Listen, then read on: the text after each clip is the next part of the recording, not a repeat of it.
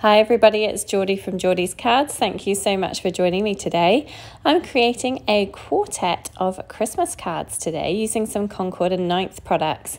Now these products are not new releases, they've been out for a little while, but they are new to me, so I was really keen to have a play and see how they came together, and I was really pleased with them.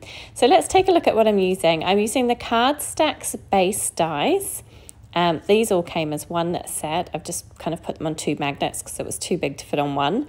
I've got the Home for the Holidays stamp and die set. And I also have the Tiny Trees Turnabout stamp set and the coordinating dies.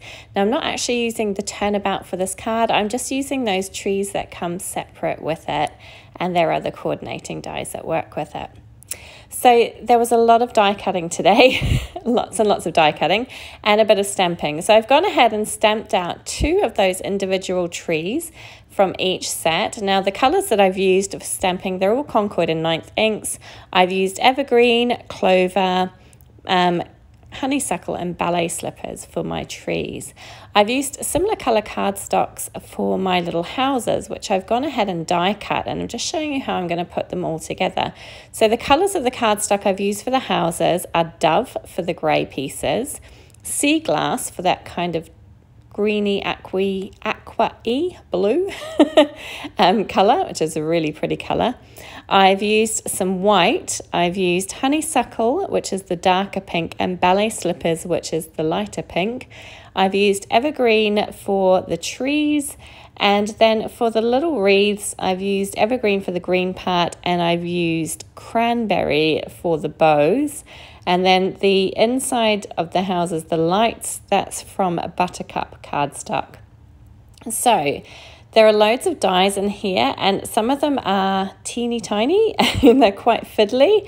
And I put them together first off screen so I could figure out what I was doing. And then I worked out which pieces went with which house, and I kind of glued them all together. So I did all my die cutting off screen because there was a lot of it, and I didn't want to bore you with all of that.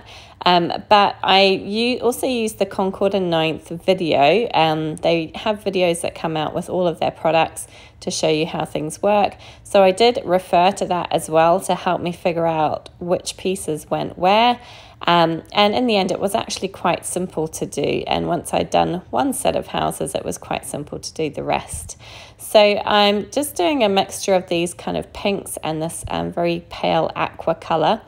And I'm kind of putting them together and just using my liquid glue to hold everything down.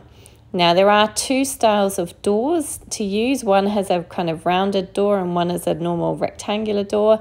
I have used both on different houses, and yeah, there's lots of kind of ways that you can change this up. Obviously you can use different colours for the houses, and you can make it look completely different. You don't have to add the snow, so you could use these houses for any time of the year, and also the trees as well, although they look really lovely with the kind of snow stuck on top of them as well. But it's a really nice set. It kind of comes together, as I say, very well. Everything fits perfectly together. I didn't have any issues with trying to kind of line things up. It was all quite simple to do. It just took me a minute the first time, and as I say, I just referred to the Concord and 9th video to figure out where everything went. So off screen, I just went and cut some scrap pieces of yellow cardstock to pop on the backs of my houses so that I get that kind of look of lights glowing in the window. And now I've got my trees. So there were 4 trees in different sizes, and then there's these kind of snow toppers that come with the die set as well. So I'm just going to pop those on top of my trees to look like they're kind of laden down with snow. And as I say, these are going to be Christmas cards today. So I actually thought this was going to be a really simple, quick and easy card to put together. It did take a while because there was a lot of die cutting, and some of those pieces, as I say, are quite small and a little bit fiddly, but it was worth it in the end. I think it turned out really, really pretty, and I think they look really lovely, and just make a really lovely Christmas card when paired with this Cardstock's base die, which I will show you in a second. So these are the little wreaths. They are teeny, like really, really small. and very fiddly. And look at the size of the bows. I mean, they're absolutely tiny. So tweezers are definitely a must here. But when you put them together, look how cute that is. And then I just popped one on each of the doors for my little houses. And I also, there is a little lamppost, and I'm really sorry, but I managed to cut the footage off of making the lamppost. But I also popped a wreath on the lamppost. I just think they look so cute.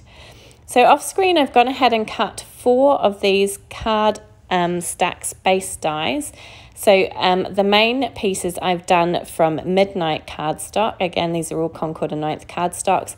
And then I've used the white kind of pieces, which are the like tab pieces. They come in 3 different sizes. So I've cut 3 of them out. And then in the Home for the Holidays set, there is a kind of snowbank border die, which I've used to trim the tops of them to make them look like snowbanks. Now, before I kind of pop them together, I'm using this Lawn Fawn White Yeti ink. And again, in that Home for the Holidays stamp set, there is this kind of dotty stamp, which looks like snowfall. So I'm using that white Yeti ink to create a snowfall pattern onto the back of my Midnight cardstock here, just to make it look like falling snow, hopefully in a night sky, which was the look that I was going for. I just kind of did that randomly, just kind of plopped that stamp down wherever I could find the space and just filled it all up. Now I'm attaching my tab pieces. So I started with the front piece, which I've tried to line up with the edge of the kind of card base. And then I'm going back through them. So the middle-sized one's in the middle and the largest one is at the back. And just attach them down on one side, flip them over to the other side, peel off the liner paper when I can, get my fingers in there. It does take a bit of effort. And once I've peeled off all the liner tape on that side, I just flip that blue Midnight cardstock on top to pick up those pieces. I'm just making sure everything's lined up nicely. And then I'm going to flip it back and forth a few times, use my kind of bone folder type tool to press those score lines down, and then that is the card base done. Now all that's left is to attach my images. So I'm creating 4 cards today. 2 are going to be with these trees from the Tiny Trees stamp set, and 2 are going to be with the little houses from the Home for the Holidays stamp set. So I'm just kind of attaching those down. There are 5 trees, as I say, 5 individual trees in this Tiny Trees stamp set. And I stamped them all out. I did them all in shades of pinks and greens, as I said earlier.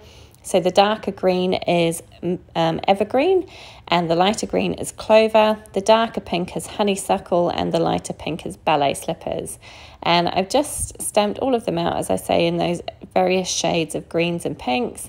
And I'm just attaching them down to this kind of card base that I've created, using some liquid glue and trying to get them into the right places. And I just think it makes a really lovely kind of wintry scene, and it looks really, really cute. Now onto my house style card. So I'm starting with the back layer, and I'm just popping a house right in the center at the back there. Then I'm going to lay out my other 2 onto the kind of middle layer of this card. So I'm varying whether I have them behind the snowbank or in front of it. So that one there just went in behind, and this one is going to sit in front. And then I'm going to figure out where the rest of my little pieces are going to go. So I wanted to start with the larger images first, make sure that I had them centered and placed where I wanted them, and then I was going to move on to the other things. Now these 2 little pieces here are kind of like gates or fences, and I'm popping one at either side towards the front of the card. Again, some of these pieces are quite small, so it can get a little bit fiddly trying to get them into the right place. And as you know, if you watch any of my videos, I'm not the most delicate or coordinated of people at the best of times. I'm quite clumsy. So I did, it was a little bit of a struggle, but it turned out okay. And I just kind of placed everything down. I mean, you could use tweezers to place things. I did try that, but I found it just as easy to use my fingers and pop things in where I wanted them to go. So I've got these 4 trees. I'm going to kind of space them out around the card. I've got one at the back there, kind of behind that pink house. And then I'm going to have one in the middle, one behind this fence here on the left-hand side as you look at it. And then I've got one tiny little tree left, which I'm going to pop into that middle layer right beside the other one that I popped down earlier. And I just think this creates a really lovely winter kind of, it kind of reminds me of a European village in the winter time in the snow. And there's my little lamp post. I'm just going to pop it right beside the fence there. And that is it. So I did the same with both house cards. I kind of placed things slightly differently depending on the card that I was working on, but pretty much the same. And it was a lot of fun to kind of play around and decide where all my little village was going to sit together and how my little trees in my forest were going to fit together, but pretty much the same. To finish them off completely, I just went ahead and did some partial die cutting of that kind of base piece of the Cardstock die, and I trimmed it down slightly. I just kept the curve so that I could create a kind of white panel on the back of the card where I can write a message to my recipient. And I did that for all four, and that's it, card complete. So you can see how it folds down flat, will fit into a standard sized envelope, ready for postage if you're going to be posting them anywhere. But I just thought that these were really, really lovely and really pretty. And yeah, they were a bit fiddly to put together, but had a really nice impact in the end. I hope you enjoyed this one today. If you did, please do give it a thumbs up. Please subscribe to my channel. I would love to see you come back again. And please feel free to leave a comment. I'd love to hear from you. Thank you so much for joining me. Take care.